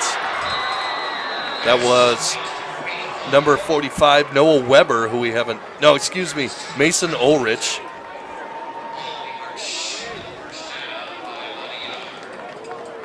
No, excuse me, Charlie Tomzik with the reception, and he will get the 1st down. No, 4th down coming up here. We're all over the place right now. So, yeah, 4th down. The give is to Loveless, and will he get it? They're saying he's short. Excuse me, that was Madcore on the run. And it looks like they will give him the 1st down, to the chagrin of the Centennial faithful. I'm not sure. It's a generous spot, that's for sure.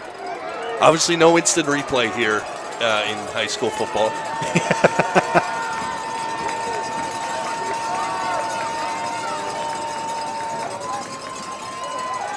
And the fake. He's going back to him. Oh, a dangerous throw as there were 2 defenders right there, almost intercepted by Lance Nielsen Jr., trying to go back to Madcore, but a really dangerous throw there by Cole Hilbrum. Yeah, Hilbrum with the dreaded cross-body throw. And there was an opportunity there that Centennial had to really get an interception and undercut. Thankfully, it's one that safely hit the ground. And believe me, we Minnesotans, we know all about the cross-body throw. It's not Detroit, man. And Madcore with the run, and he picks up about 1 or 2, so that'll bring up 3rd down and long. Might have not even gotten back to the line of scrimmage, so might have lost a yard. Yeah, again, clock continuing to tick here. So 3rd down and 9, so pick up 1. Man, if I'm Wayzata, I'm looking to try to pick up the pace. Especially if you have to give the ball back, you're looking at another run-based team. Not a lot of clock left here.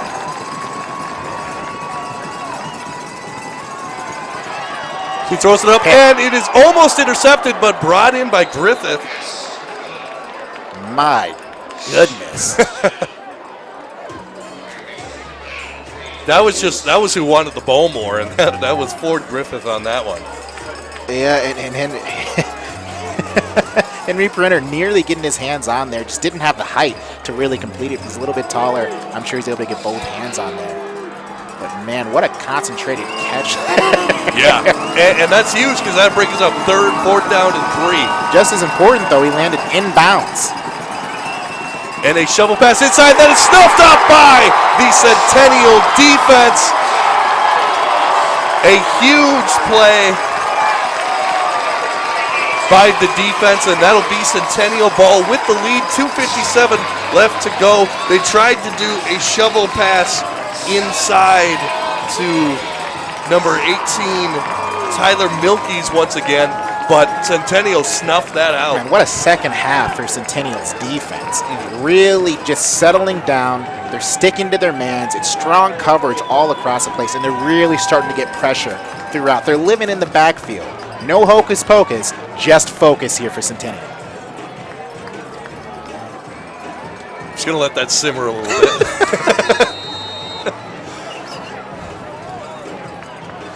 All right, so anyway, 2:57, 18-14, Centennial with the ball. Can't imagine they're going to be throwing the ball unless you get into a 3rd down situation. Exactly. They're going to stick with that triple option, though, and just keep it on the ground.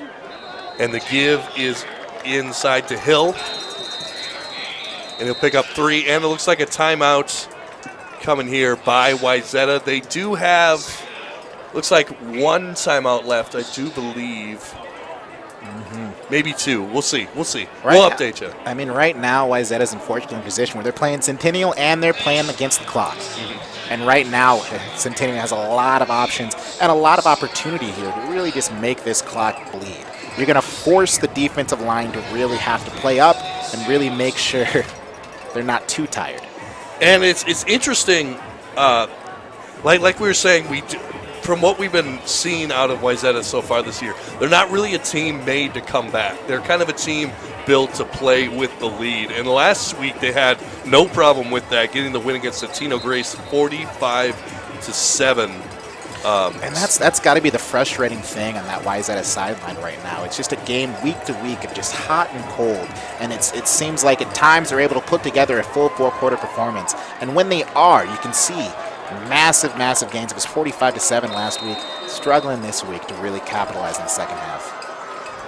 So to bring up 2nd down and 8. Oh, and that's what you can avoid doing.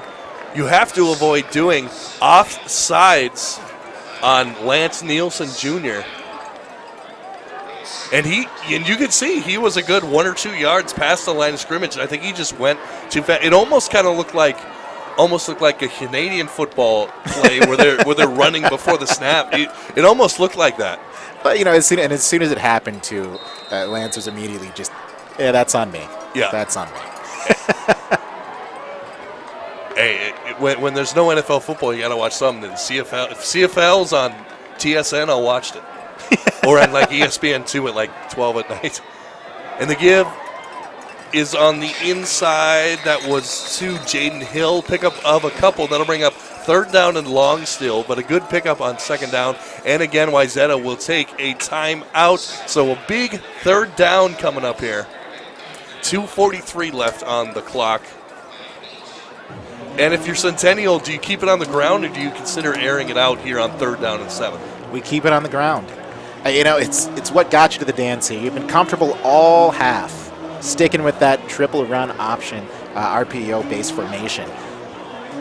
And right now, it's bleeding the clock.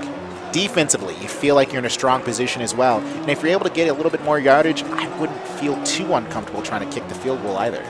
Yeah, you could absolutely try it. I mean, a field goal makes it a 7-point game, so still a 1-score game, but it really depends how much trust you have on your kicker. It's really, and that That'll be a huge moment for the kicker on homecoming.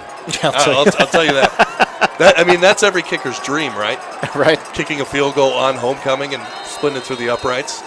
Pretty sure there's been some Friday Night Lights episodes that ended that way. Man, I'm old. Here's the give on the inside. Keeps it. And we'll see if he's close enough He's to really close the to that first marker. down. Heelbrunn. And I think he gets the first down. He does. No, it looks like they're going to mark him short. The 4 is up. So 4th down and 2 coming up here. And who let the dogs out? Isn't that the question we're all thinking at this point? I'm wondering it since 2000.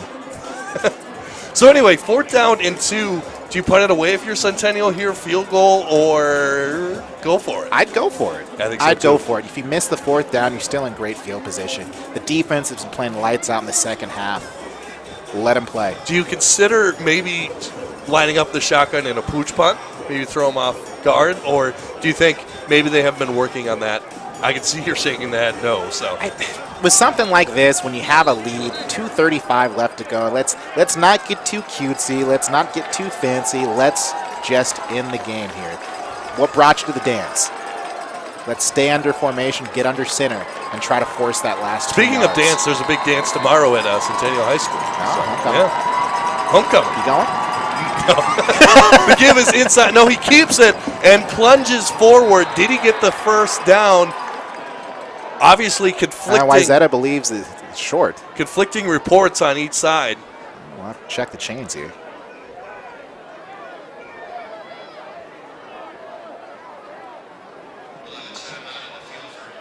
So we will see here. That was Dalen Cummings, who has been taking a beating tonight. He's going to need an ice bath after Yeah, this that's for game. sure.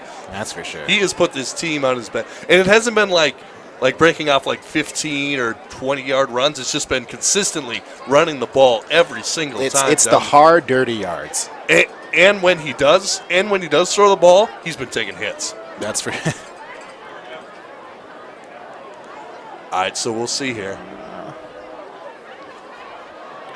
It looks like about a link short. it is short. It is Wayzata ball, and the Wayzata fans and student section are going crazy right now. Yeah, 2:29 left to go. Ball on the 28-yard line, and Wayzata has a shot to drive down the field. So a field goal won't do any good here. It is a 4-point game, so Wayzata does need to get it into the end zone. So that is a factor here, and that was probably why Centennial thought it was okay to go for 2 on that one, because it would still be farther than a field goal, a 4-point game. So the Cougar faithful getting loud here, and you'd imagine they're probably going to have to go to the air, is Wayzata here at some point. And Centennial given a lot of coverage, a lot of soft coverage here too. Looks like they're expecting the same. And a throw out to the flats, and that is caught for a gain of 9. But that's a best-case scenario for Centennial as well. Wayzata's trying to get their playmakers to get the ball with wide open field. Centennial wants them to get that ball just in bounds. And that was Milky's once again. He's got Milky's once again for the first down. Nice tackle not able to get out of bounds. by the Centennial player. So actually they did get the first down in the last play. So that'll bring up 2nd down in about 7. We're just clicking under 2 minutes here. No, 2nd down and 4, excuse me. 2nd down and 4 coming up. Gain of 6 on that play. He's looking to go deep. He's got a man. Incomplete. Trying once again to go Milky. So it looks like Milky's is their deep A lot of trust between the quarterback and wide receiver in that connection. You can tell. And whenever he has a one-on-one matchup or anything streaking down the sideline, Heelbrunn has no issue trying to sling it down the field to get there to Milky's. Absolutely. So if you're Centennial, you got to think about double covering or putting an extra guy or shading a guy his way to try to throw him off a little bit. And we are at 4-down territory too. And it looks like a stoppage here.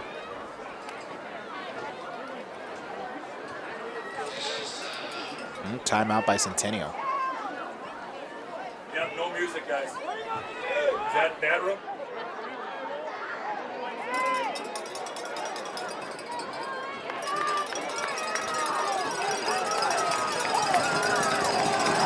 Looks like there was a little bit of audio issues going on.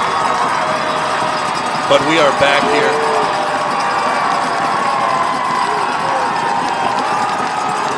So third down and 5. Getting hot here. Yeah, you can hear the crowd here in the building kind of shaking up here. See a third down and 5 coming up.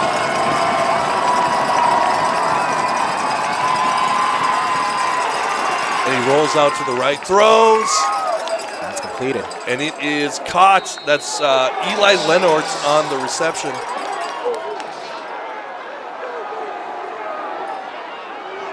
Yep, able to get the reception, able to get out of bounds. Perfect scenario there for Wayzata. Absolutely, yeah. Just a little hook route to the outside, and oh, they're trying to check. It looks like the spot of the ball. And Wayzata, they're ready to go. It looks like they will get the first down. So 1:38 left. So and again, over across on Wayzata's sideline, you see an equal mix of happiness, but also a little bit of frustration. They wanted to get on the ball, push the situation here. And the throw is deep, and tipped and almost intercepted. Real quick, almost got his hands as he was falling backwards, almost with the interception. And he'll run trying to look for the gold there. Any one-on-one matchup on the outside, he's slinging. And right now, every single one has been contested by Centennial. Absolutely good defense there by a couple of Centennial secondary. That'll bring up second down and 10 at the 49-yard line. 1:32 left here in the fourth quarter.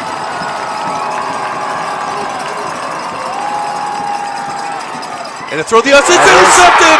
It is intercepted. And he is past the 30 to the 20. But he loses the ball and picked up by a Centennial player. And he is rumbling, stumbling to the end zone. They're going to say he's down at the 1. So to recap, the interception. That's Andrew Nelson with the interception. Andrew Nelson, and then picked up by Tim Ball.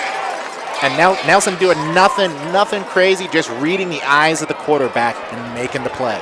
There is a flag down. I would imagine that would be on the return.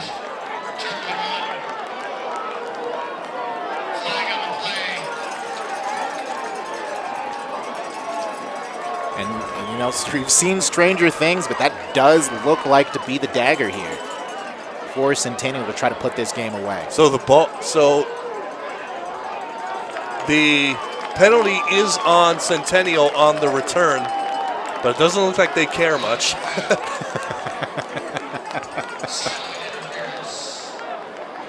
And there's no better feeling than trying to pick up a clutch win here against a team like Wayzata on homecoming. Oh yeah, absolutely. Anybody on homecoming. Yeah, that's true too. Apple Valley High School, we didn't see a lot of those. Providence, I didn't go to Providence, but Heritage, we went with Providence Academy. We saw some wins at homecoming, but it didn't feel like homecoming because it wasn't our homecoming, it was theirs. So the ball kind of counts? Yeah, kind of. Still counts. Instead of the 1 yard line, the ball will be moved to the 40-yard line, but there's only 1:16 left to go.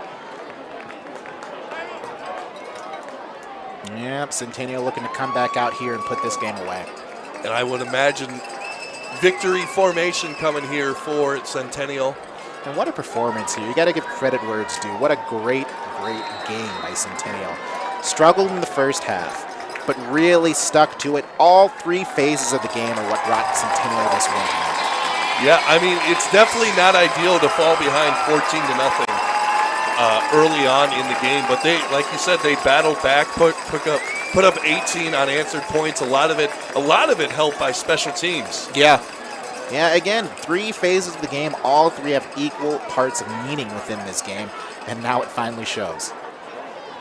It's funny, though. Nobody likes to say you won because of special teams, but everyone can admit when you lose because of special teams. That's true. and that's the second knee. So about 39 seconds, and it looks like Wayzata has no way to stop the clock. That'll win this game. And that will do it as Centennial celebrates a 18-14 comeback victory for the Centennial Cougars on homecoming. And it's going to be a happy homecoming for these Cougars. Yeah, great night. Parting had all the round. Mood over here is now in celebration mode. As DMX would say, party up. And the final score, 18-14, as the final seconds tick down. Looks like they stopped it with point. No, it is down. Yeah, they stopped it with 0.1 seconds for this. Save some suspense. And that'll do it for tonight's broadcast. Dante, thanks so much for joining me tonight. As always, a pleasure. And my name is Gabe Anderson. Make sure to check out NorthMetroTV.com to find out other games we'll be bringing you. This is North Metro TV. Have yourself a fantastic night against Centennial. 18-14 win over Wayzata. Have yourself a great night.